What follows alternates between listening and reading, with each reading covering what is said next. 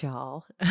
So we're gonna see how we do. It's again me recording in the morning, but not as early as I would have liked.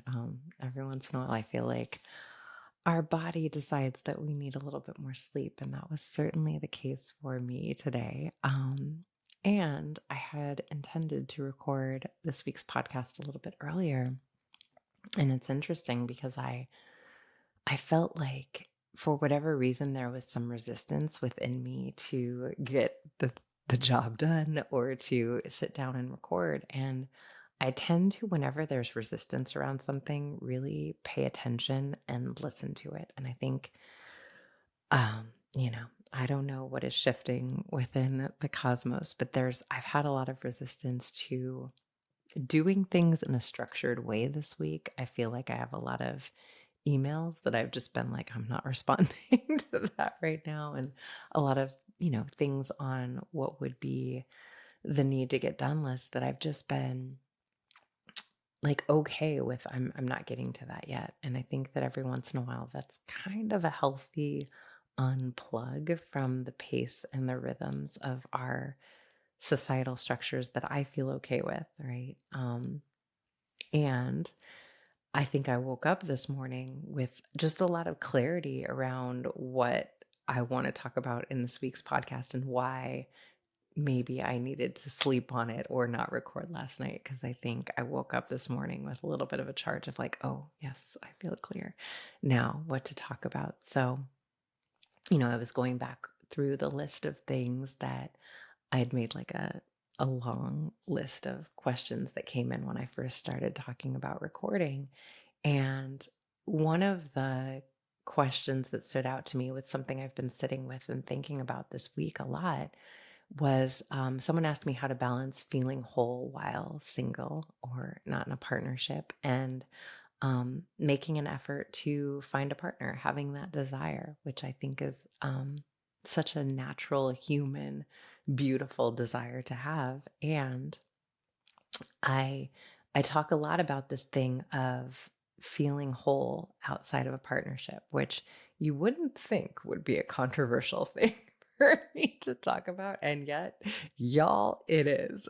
It's a controversial thing that I say, and I'm fascinated by it, but also I understand it on many levels because there's a lot about what I'm saying about you know, not feeling incomplete outside of a partnership that I don't believe that a woman in this case, I'll say, because a lot of the work that I do is with women and, supporting women, although it's not that I am not also supporting men and supporting my brothers, but I think a lot of times with this conversation around um, feeling incomplete when we are outside of a partnership, I think it's nuanced and it's just a little bit different of a conversation in terms of how society views women outside of a partnership. Now, I don't think that that means that in any way men feel less of a desire to be partnered a lot of times or that they struggle around sometimes their singlehood or their um, feeling like they would love a partnership and that's not something that's a reality in their life. But I do think that there's a way that society views women who have never been partnered or have not found, quote, the one as being defective or there's something wrong with you in a way that like I mean I always use like the George Clooney example of like he was like the desired bachelor and a woman of the same age who had never been married. It would just be a different way. I think that society would view her. Now, not everybody agrees with me on that point, and that's another debate, another conversation for another time. That's not actually the conversation that I want to have this morning. But, you know, I I've thought a lot about why it becomes really activating when I say things like um I don't think that someone is incomplete outside of a partnership. Or even what I often say is that I believe we are moving into a time when people will enter into partnerships when it is justified, but that we are moving into a time, and from my perspective, this is the rise of the feminine energetic within our collective societal structures where we are going to put more of an emphasis on community and less on the nuclear family structure. And, I was watching this clip the other day that I was so curious about that I went and looked up the rest of the conversation, which I rarely do, but I wanted to hear the statement and the conversation these two men were having in its entirety. And basically what it was there's these, and I should have looked up the show before I started talking about it, but it was these conversations that are from polarized perspectives, and they sit two people down in a chair and they ask them to debate something, and they get each person's perspective. And what they were debating in this case was, is you know toxic femininity a thing? Are women not called out enough for the ways that they show up in toxic ways, and sometimes are really denigrating to men? And that was the conversation, the debate that these two men were having. But what was so interesting and struck me, to the extent that I went and found the rest of the clip to watch, was the man who was making the argument that there is a lot of toxic femininity that goes undressed was saying, there's so many ways that we really glorify in our society hating men and calling masculinity toxic. And you'll hear women say things like, I hate men, I don't need a man. And the gentleman who was speaking to was like, well, hold on. Is a woman saying, I don't need a man, the same thing as saying, I hate men? And he was like, well, essentially, like, you're saying, I don't need a man in my life. Like, men are useless, men are unnecessary. And the man he was debating was saying, I don't know that saying I don't need a man is the same thing as saying men are unnecessary. And I think this is an interesting conversation and a little bit of what I want to talk about when we talk about what it means to be whole, and sort of not in this space of believing that my life begins and that my sort of wholeness depends upon me being the other half to two people, right? That I am whole once I am one part of a half. And a lot of why I think, so much of my work over the last several years, why I have become so passionate about like really challenging some of these relational structures, is because I've just seen so clearly what is not working. And I think there's a way that this belief that we are complete once we are in a partnership is actually detrimental to both men and women. Obviously, I'm speaking heterosexually in this context, but I think there's a way that we are not really being honest about some of the challenges with the nuclear family framework, and what were the origin points in terms of the Western ideal of what wholeness and family and, being complete looks like or feels like. And, I remember there was a time when I went back and sort of looked at the origin points of how a patriarchal structure was formed, right? And what I started to realize was there were ways that there's a multi-generational pain point of women holding the belief that we are not only incomplete until we're in a partnership, but that it is dangerous to not believe that I need to be in a partnership in order to sort of be made whole or to exhale, right? And some of this was that, something I talk about often is that in the same way that there was a time when human beings were seen as property and, sometimes not a full human when you were a certain color of skin, right? That was true of women. And there was a time period where women were sort of like an object that you were entitled to, and that you got a plot of land and you got a woman. And if women were not willing to comply with that structural framework, there were consequences to that, right? And so women that were unpartnered and happy that way, women that were widowed and unwilling to get married again, something that I didn't realize, because this was something that I didn't learn in school, as I think is the case of many of us, those women were harmed. They were burned alive often.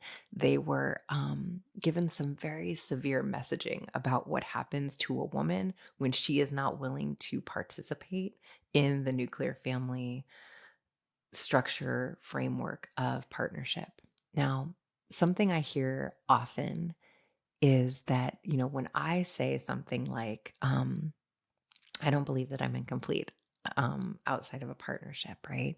And, I think that that is not the same thing from my perspective. Saying I don't need a man to be made whole is not the same thing at all, even slightly a little bit, as saying I don't love and celebrate and enjoy and need men in my life. But in the context of a partnership, I don't believe that we are made whole, regardless of gender, frankly, once we enter into a partnership. And I think there is a way that we have been sold sort of this commercialization of romantic love, and that it needs to fit within a nuclear family structure or framework. And I think that what that has done is draw us away from a more collectivist or community based way of being, in a way that I believe is detrimental to all of us. And I think I couldn't really have like a felt conceptualization of that until I had a child. And I think there's a way that we just sort of go through the motions of what we've been taught is, quote, normal, and the way that we should be living, and that this is healthy and wholeness, until like that is not our felt experience of it. And we start to ask some questions and really challenge what we've been fed. And for me, um, I am an unbelievably introverted, I would say bordering on lone wolf type person now. And when I say that, I mean that, like, I have my intimate relationships that really are nurturing, and the people that I feel closest to, being with them feels like soul food and enriching. And for the most part, I don't need a ton of time spent with a lot of people. In fact, I often feel like I feel recharged in the space of my alone, in the space of reading, in the space of contemplation. Like those are the things that feel like nurturing. Whereas my friends that are more extroverted, they need more time in community and more time spent with other people. Now, I believe we live in a society that really rewards and celebrates extroversion, but I don't think either is right or wrong. I think that there are ways that people are just different, right?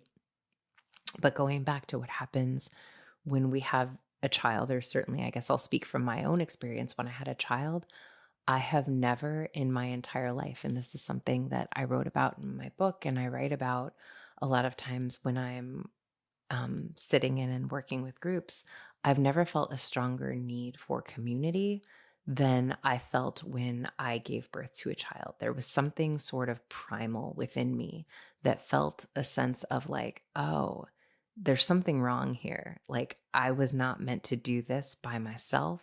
One other person supporting me in the enormity of what is required to actually um, the word is not coming to me, but actually execute. That's the word I couldn't find. The enormity of what it is to execute the level of responsibility and tasks and sleeplessness and just challenges that come with being a parent to a young child are really not, in my opinion, meant to be done in a nuclear family framework. And I think that no one suffers more from this idea of like the nuclear family structure being enough than certainly mothers, but I would say parents attempting to do that with the two of them. And that is a place where I work with a lot of couples, and where I see the most challenging season of life for couples is early parenthood. And I really like to normalize that for couples. I really like to say there's sort of like that 2-year period of when you first have a child that it just feels like this is untenable and I can't believe this is life, and that we really feel like we are struggling to be in right relationship with each other and with like not feeling like we're consistently failing at this. And I think the reason it feels that way is because we weren't meant to do this within a nuclear family framework, in a way that we have just been conditioned to internalize around a lot of shame around, and feel like there's something fundamentally wrong with me that this is hard for me. And for whatever reason, y'all, I just had such a felt sense of like, I reject that. I don't think this is natural. And I've never felt more hungry as an introverted person to be around other women. And I would say elders and women who had walked this path before me and could give me insight into, what this starts to look like over time, what I'm not seeing that I would like to be brought in on. I'm just not someone who had a lot of that felt experience in my life in other contexts. But when I had a child, I certainly did, right? Um, and so a lot of why I think I challenge this thing of how we're doing this nuclear family structure is that I just see so consistently why it's not really working and that nobody is thriving. And I think it really isn't any of us that are thriving in that framework, right? There's a level of dependency that I think is by design, a level of, and not even just dependency on one other person or a partner, I would say on some of these structures that want us to not necessarily be thriving, and maybe like a capitalist agenda around if you are constantly feeling like you are barely keeping your head above water, there are all of these solutions we can sell you and ways that you can anesthetize your feeling of not being good enough. And it becomes like a consistent cycle that we are often perpetuating, right? And so, yes, absolutely. I think there were ways that in 2020, what I was so inspired by and saw often coming to the surface was, again, the highlighting of why there were challenges within the nuclear family structure that I feel like we were able to see so clearly. And what ended up happening was because people were um, working from home a lot of times and didn't have childcare, what I saw happening with so many of my clients and people that I work with was we started to have just like an intuitive knowing that we needed to return to the space of community. And I would hear clients telling me about their neighbors who were home who also had children, and they would see that they had children and they would figure out a way to sort of divide and conquer the day, right? So if we have to work the first half of the day, could you watch our kids and then you guys work for a while and we'll watch your kids? Or can we create little pods and maybe figure out how to ask someone down the street who's a college kid who happens to be home if they would spend time with our kids, maybe help them out with some of the schoolwork that they're attempting to do from home. All of these different ways that we started to get creative with how we might create community, right? And I think there's just like an innate wisdom and knowing that comes over all of us that we were meant to live in tribes, that we were meant to be more than just two people figuring it out, battling it out for why this isn't working, and making one another wrong for essentially what was never how we were meant to thrive, from my perspective, right? And I can't tell you how often, um, when I speak about codependency and what I believe in terms of what codependency is this thing of like, I'm okay if I have you here to make me whole, right? And, you guys have probably, if you've been listening to me for a minute, have heard me talk about this at nauseum. The challenge with anything that I am dependent on for my survival is when that thing is taken away, where am I then? Right. And so I think a lot of times people will say, you know, Danae, I think a healthy amount of dependence in romantic relationships in partnerships is necessary. And studies have shown that dependence is necessary. And I would say, I think a healthy amount of interdependence on a community of people is absolutely what would be considered ideal. But I think that any one person that I am dependent upon for my survival, I think there's a little bit of like playing the tape through on what happens if that is not the case. And there's a way that I see that, when I push back or when, anyone sort of pushes back on those ideals, there's a little bit of like, why does that feel so challenging for me to question or to be curious about? Right. And I think at a time where we are seeing some of the structures of society that I think are no longer sustainable in terms of some of these um, isolated models of being crumble and being challenged, I think there's a way that we're seeing things, come back to the surface, like no fault divorce being challenged. And so often that when a woman decides that she no longer wants to be in a partnership, and I've seen this play out in many examples, there's a way that society is in sort of a punitive stance with that or challenges that woman's right to have that level of autonomy. And I think it's this thing of like, if I need you, am I consciously choosing this? Right. And I think it often comes back to me to this thing of woman, that women were granted the right to our own bank accounts in 1974.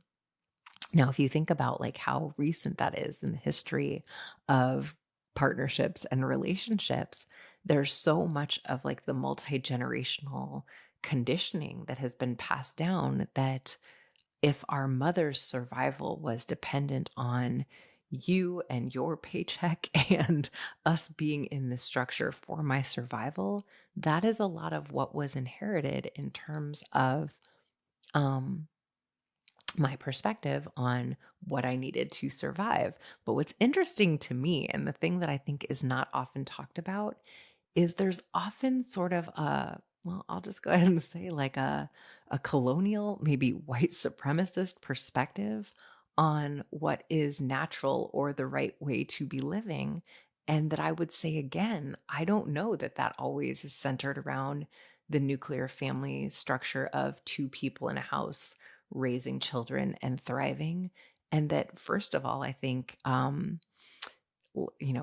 say this as a Black woman, that is not often the framework and the model that was true for a lot of Black women in, if we're in the United States talking about in this country, I think things like people being enslaved and then Jim Crow laws and prison industrial complex made it quite often that, if Black women were with Black counterparts having children, a lot of times the felt sense of reality was not that I um, had my partner with me. And a lot of that was by societal design and ways that, the experience of just feeling like I need someone here to be whole and to be able to get this thing done was not only like, I don't know, maybe like a privileged reality, but certainly something that if that wasn't the case, then I had to figure out other ways to do this. But I think, regardless,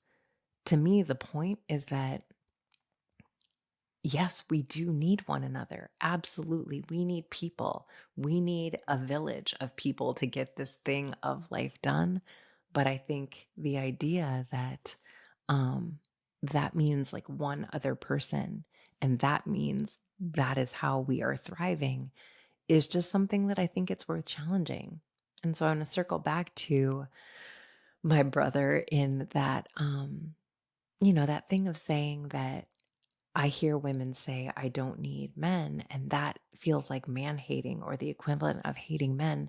And I think that's something that we got to put down because I think there's so many ways that I see men really not thriving in this thing of I am whole when um I am here protecting, providing, and procreating, and that is the template of what my life is meant to be, and just that, right? And I think there's something that is so unbelievably beautiful about the innate desire to protect within healthy masculinity.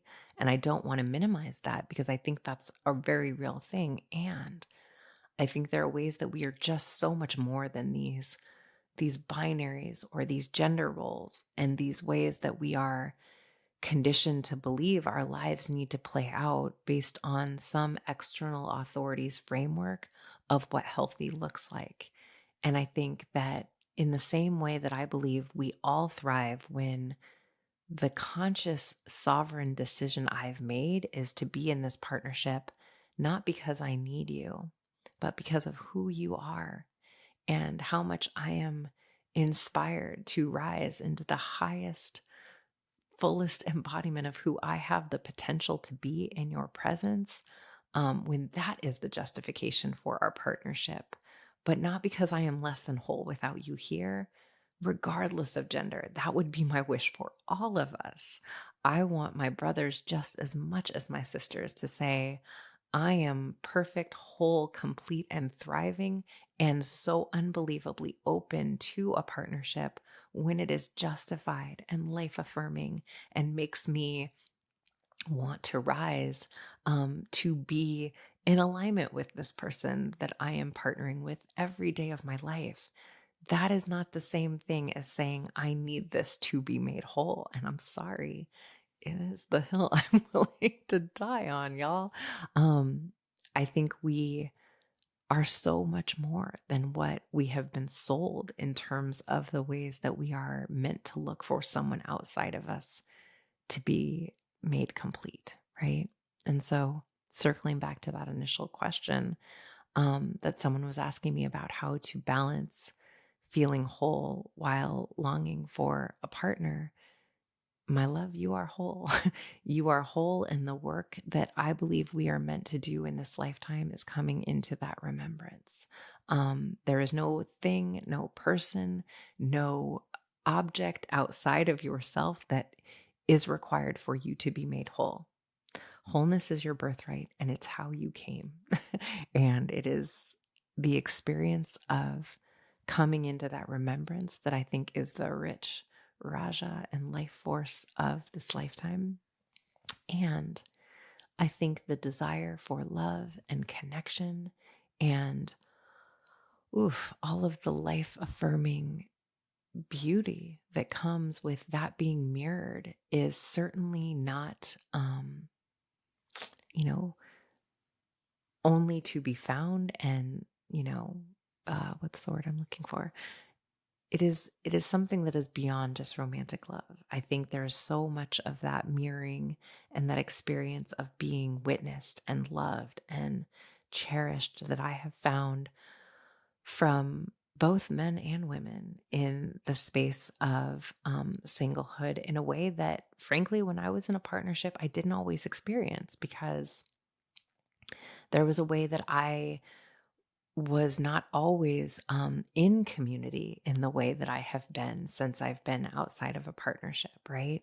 And I think a lot of times making the effort to spend time with people in a way where we are really seen and witnessed and not shielding ourselves or our partners from the things that, we keep inside of our nuclear family bunker, but we don't share out in the world. I think there's a lot of times a deeper level of intimacy that I have experienced in community since I have been outside of a nuclear family partnership framework that I think, you know, we just don't really normalize in society. And that there's things like, friendships that I have had with men that I might not have if I were still, or might not have had. I think I would have a different relationship with this if I were in a partnership now.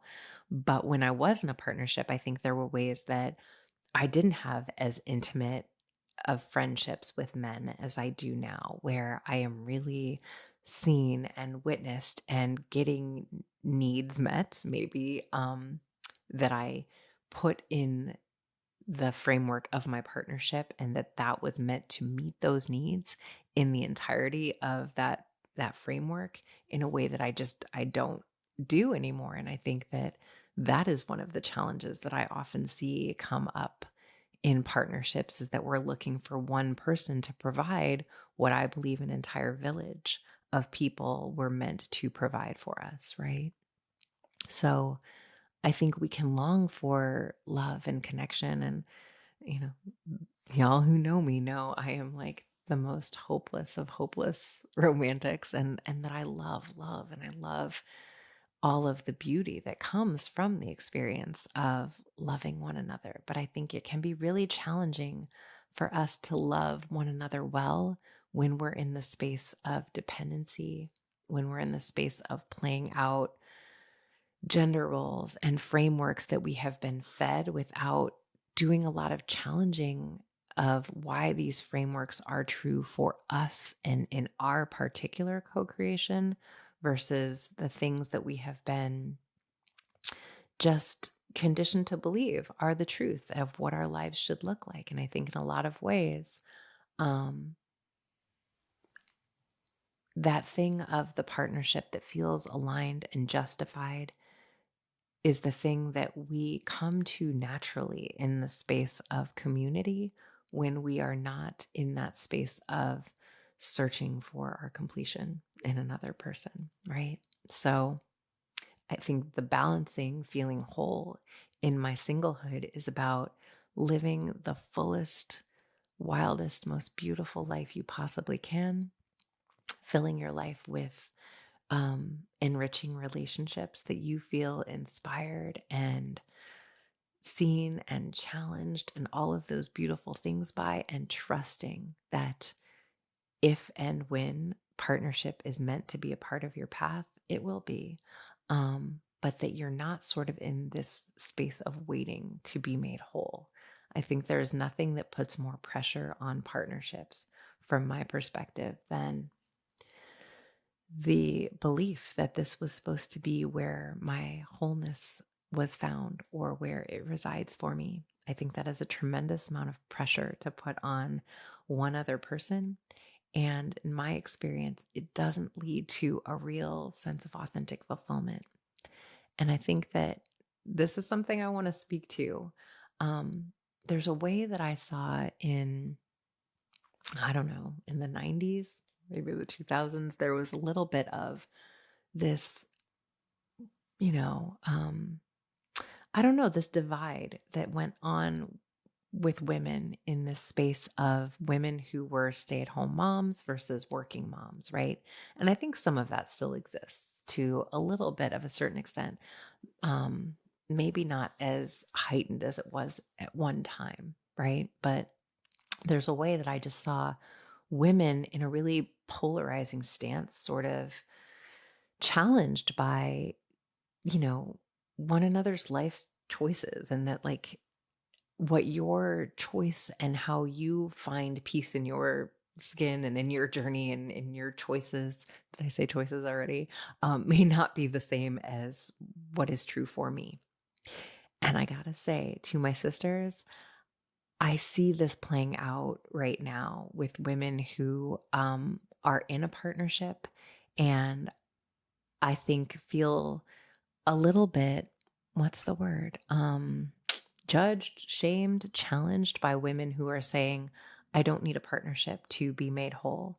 And what I would offer all of us to think about and really sit with is the idea that for us as women, I think the most radical form of reclamation is saying we are for one another, regardless of what our choices are, right? And if you feel whole and like your life is thriving and complete outside of a partnership, sister, I love that for you. And if you are in a partnership where you feel met and seen, and this is like what you believe is the truest version of a life for you, I love that for you. But that there is not one way to live a life and thrive, and that it is possible for us to support one another in the space of not everyone's life is going to look the same, and that's okay, right? But that we don't have to feel in any way, shape, or form like I am diminished in my life choices because someone else's life choices, or even maybe reality of what their life is right now, is not the same as mine. I guess what I'm saying is that there's more than one way to have a true and beautiful life. And what if we, and I'm speaking to women in this particular conversation, celebrated that within one another versus feeling threatened by it, or that we need to feel minimized by a choice that is somehow different from the one that I would make for myself, right?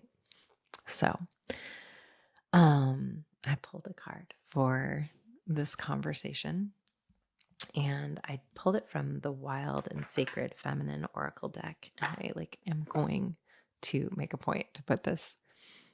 That's the deck for those of you, but I am going to make a point to put in the show notes because I keep saying I'm going to do it and I keep forgetting because, full things have been full. And this is the Traveler Faith card. It's really beautiful. Hopefully you guys can see it. Okay. So, Traveler Faith, and the shadow is doubt. Traveler, your footprints are the path and nothing more, traveler. There is no path. The path is made by walking. For millennia, those struck with wanderlust have embarked on transformative journeys seeking renewal and revelation. They pilgrimage to holy places to touch the sacred, taste the mystery, and find themselves. Traveler has landed in your hand today to signal that you are at a crossroads. You can choose the safety of habit or heed her call to head out on a time-honored quest for wisdom and truth. Labyrinthine is nature. Pilgrimage paths wend and wind, sometimes veering away from what you imagine is your destination, but always ultimately arriving exactly where you are meant to be. As a wayfarer, the depth of your journey depends upon your willingness to brave the unfamiliar. Sacred travel takes you far beyond well-made plans and predictable timelines. Replenish your path with ample time to spiral out into the unknown. Allow your journey to stay undefined until you chance upon tracks you know you are meant to follow. Ask directions from would-be guides and look for signs, chance encounters, curious street names, even delayed trains. Well-worn amulets have protected pilgrims through the ages, but faith is, as ever, the most trustworthy travel companion. Along the way, you are writing the story of your life. And as in any good yarn, a balance of tension and resolution keeps the plot moving. Etymologically, the word travel is akin to travail, implying that it's not for the faint of heart. Soulful journeys tend to bring you to the brink of breakdown on the way to break through. Sometimes you must voyage far from home, traversing foreign lands and difficult terrain, only to return home and discover the treasure you sought buried in your own backyard. Other times, you feel like you are meandering aimlessly, possibly lost, and have come to a dead end. Traveler teaches you to trust the spiraling path of nomadic life, even when it's obscured by an all too familiar locale. Whenever you doubt your way, remember this: the path is made by walking. The map is folded in your heart. I love that card for this conversation so much because I think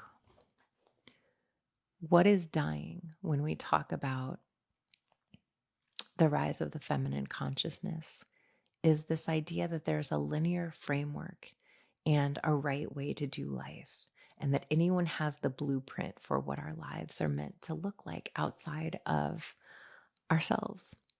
And that I think each of us get to design and co-create the truest, most beautiful, wild, one and precious life that we have for ourselves. And I think that that can feel really scary and destabilizing and sometimes isolating, because I think that there's a way that as we start to walk that path and create it for ourselves, we're stepping away from some of the frameworks that have created a lot of safety, maybe the illusion of safety, and starting to just question, what might a path without a destination and a known way of doing this look like? And if we take these structures that have been in place for centuries as the framework for what is normal and what it means to live a good life, if these frameworks, these structures are crumbling and we are meant to create something new, if we are hungry to create the new earth paradigm that we talk about and dream about, the thing about creation is that we don't know what that's going to look like, but we have to sort of step out on faith that we believe in ourselves and we believe in our ability to create something that is so much more beautiful than what have been the distortions that are no longer serving us. And to me, when it comes to relationships and, you know, just the ways that we've been doing some of these structures, that I believe we've got to just start to be honest about the way that we aren't actually thriving in the way that we could, right? There's so much about this life as it is that is so beautiful, and whatever we decide it is right now, right? But I think there are ways that we can all love one another with our full hearts and with the openness to possibility of that, like, we get to continuously be in the space of creation. Like, the best is still yet to be written for all of us, but we decide. We are the ones that decide. We are the dreamers of dreams, right? And to me, that feels really, really exciting. But I think the thing that we've got to put down is that there's like a right way to do it, other than whatever we decide in this moment, in this breath is right. And that we get to consistently take a deep breath and assess where we are and begin again. And that it's okay and it's safe to do that because we believe in ourselves, right? So to me, this is just remembering our wholeness and remembering that, yes, we came here to love one another in all of the different iterations of what it means to love. And we are remembering and we are figuring out how to be the co-creators of that in real time. But I truly believe in us and I believe in our ability to get the job done. So thanks for sitting with me and digging into it, because I think that there's a way that so much of what is shifting in the collective is inviting us to be in the space of curiosity around what might be a way that we can do this with new forms of innovation and staying in the space of curiosity and possibility. And that's what I feel hungry to do. And I'm sure you would not be 45 minutes into this with me if you weren't also someone who is hungry about what that could look like for yourself. So thanks for listening, and be well, and I will speak to you again soon.